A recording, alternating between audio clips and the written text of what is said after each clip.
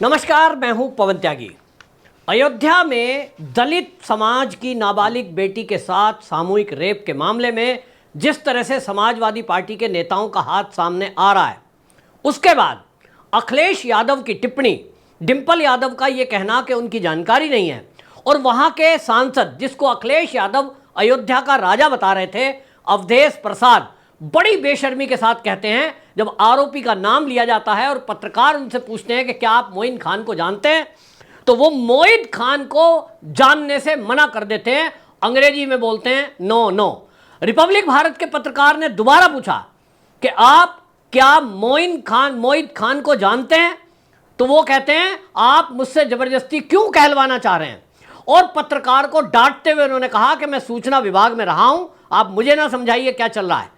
इस पर आपको बता दें कि बेशर्मी की हद यह है, जबकि चुनाव में और अनेक मौकों पर यह जो मोइन खान है, यह अवधेश प्रसाद के साथ देखा गया है और इनके चुनाव की पूरी कमान इसने नगर की संभाली थी और समाजवादी पार्टी की जिम्मेदारी है।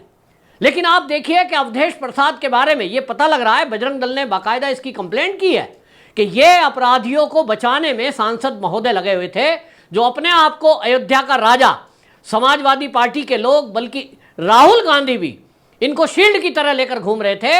ये दलित लड़की के, नाबालिग लड़की के गैंग रेप करने वालों को बचाने के लिए थाने में फोन कर रहे थे, और इसके कारण से योगी आदित्यनाथ एक्शन मोड में आए तो वहां के एसएचओ थाने के और जो संबंधित चौकी है, उस चौकी इंचार्ज को सस्पेंड कर दिया गया, इसलिए क्योंकि आप जो है जिस मामले में आपने लंबे समय तक केवल एक सांसद का फोन आया है इसलिए एफआईआर दर्ज नहीं करोगे, तो क्या आप अपराधियों को बचाने के लिए आज समाजवादी पार्टी के नेता जिस तरह से अपने शासनकाल में करते थे, क्या आज भी अपराधियों को बचाने के लिए प्रशासन और शासन और पुलिस पर दबाव बना रहे हैं?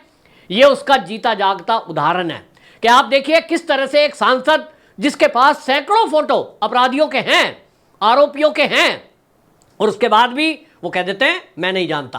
आप देखिए इसमें एक और बड़ी अपडेट सामने आई, और वो ये कि इसमें एक और आरोपी है राशिद खान। ये मोहम्मद राशिद खान समाजवादी पार्टी का चेयरमैन है नगर पंचायत का, और ये भी इसमें आरोपी है गैंग रेप करने वालों में।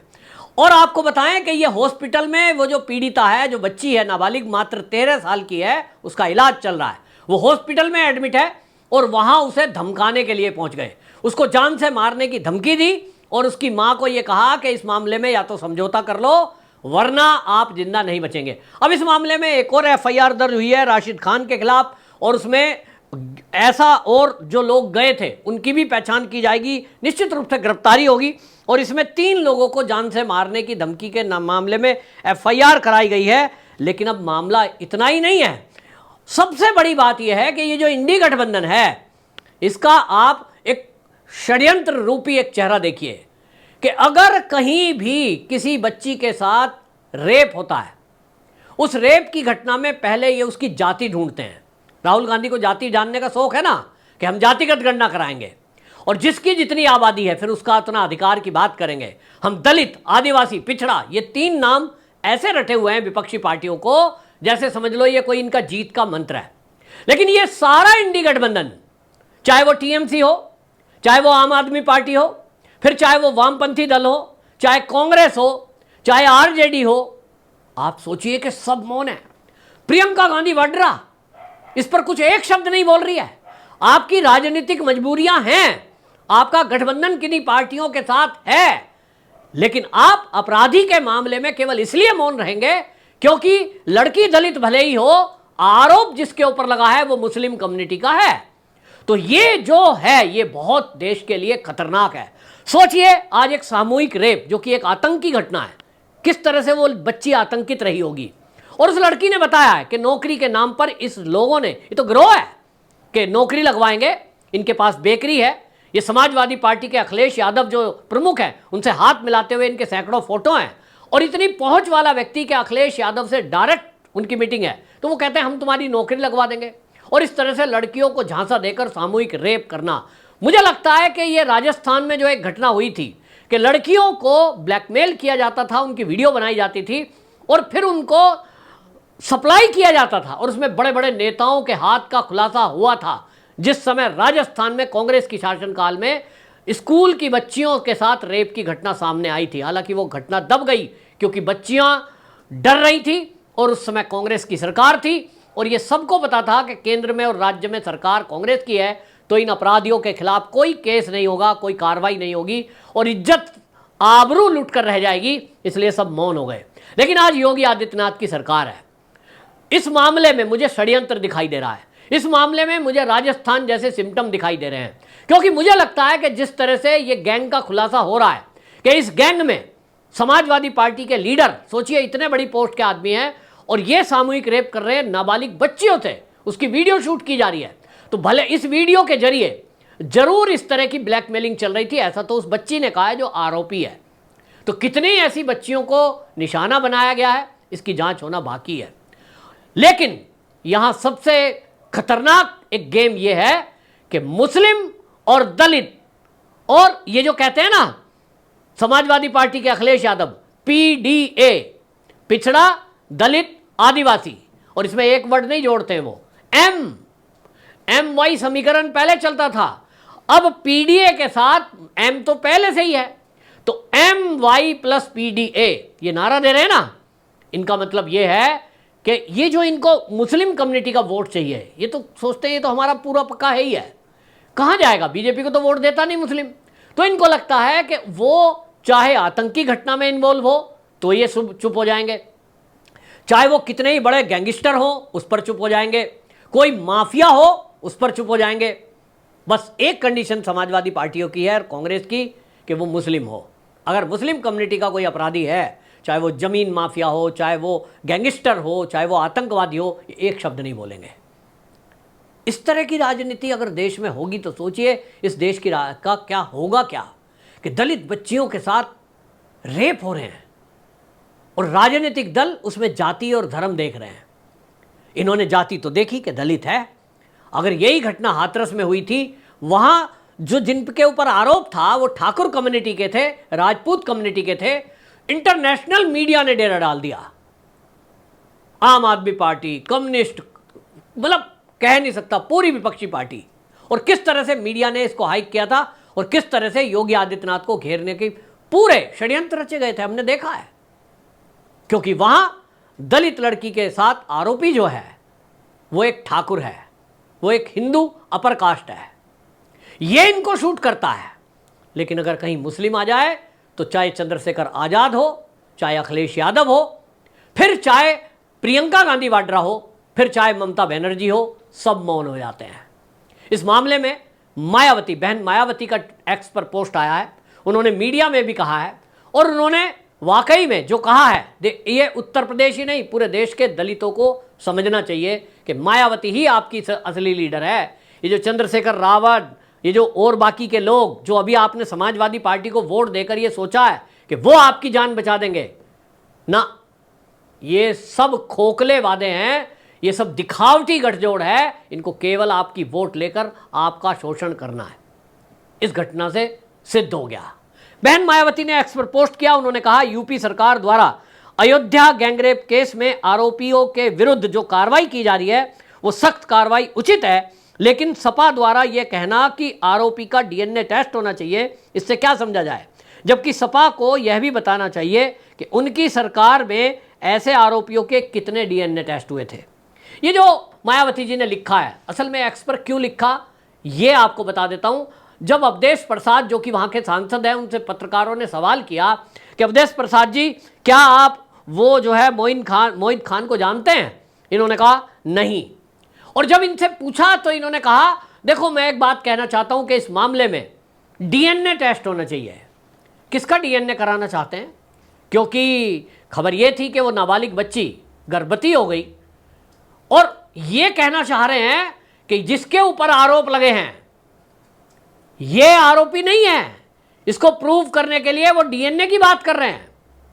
कितनी घिनौनी बयानबाजी है कि ये डीएनए की बात कर रहे हैं। एक 13 साल की बच्ची जो ट्रोमा से गुजर रही है, जिसका अभी ना मन ना मस्तिष्क ना शरीर इस बात के लिए तैयार है कि वो उस हैवानियत को भूल पाए, और ऐसे में ये कह रहे हैं कि उस लड़की का डीएनए टेस्ट कराओ। मतलब क्या कहना चाहते हैं ये ये बहुत भयंकर हो रहा है।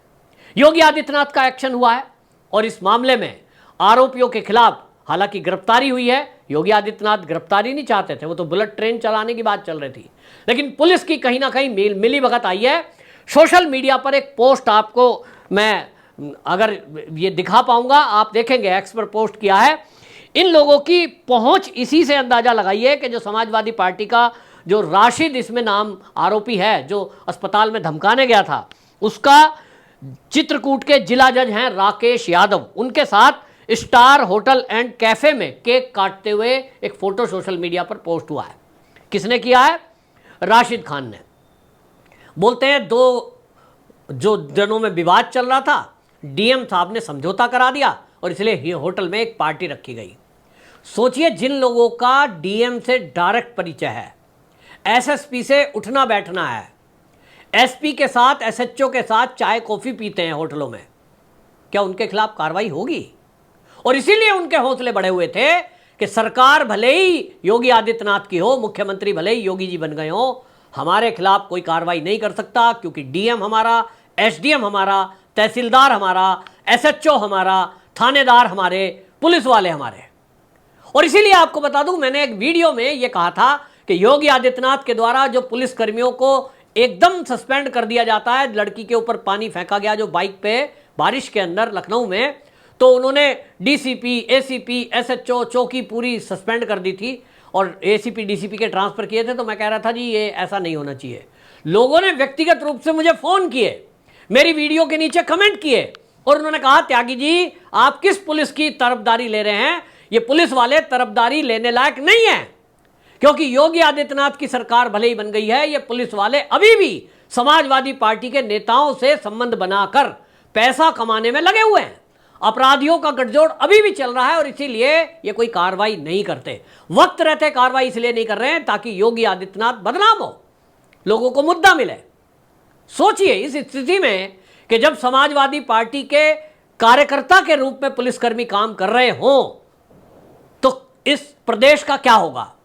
योगी जी कितनों को सस्पेंड करेंगे? कितने अधिकारियों का ट्रांसफर करेंगे?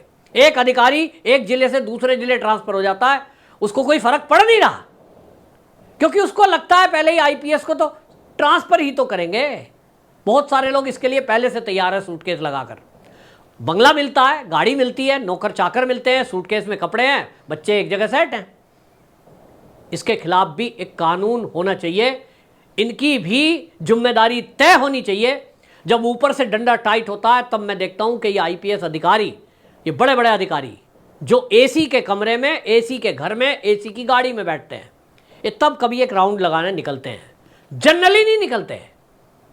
पता नहीं कितना बड़ा काम है कि फाइलों के ढेर से ऊपर निकल ही नहीं पाते, और इसीलिए अपराधी अपराध करते हैं, क्योंकि पुलिस वाले किसी और काम में व्यस्त है।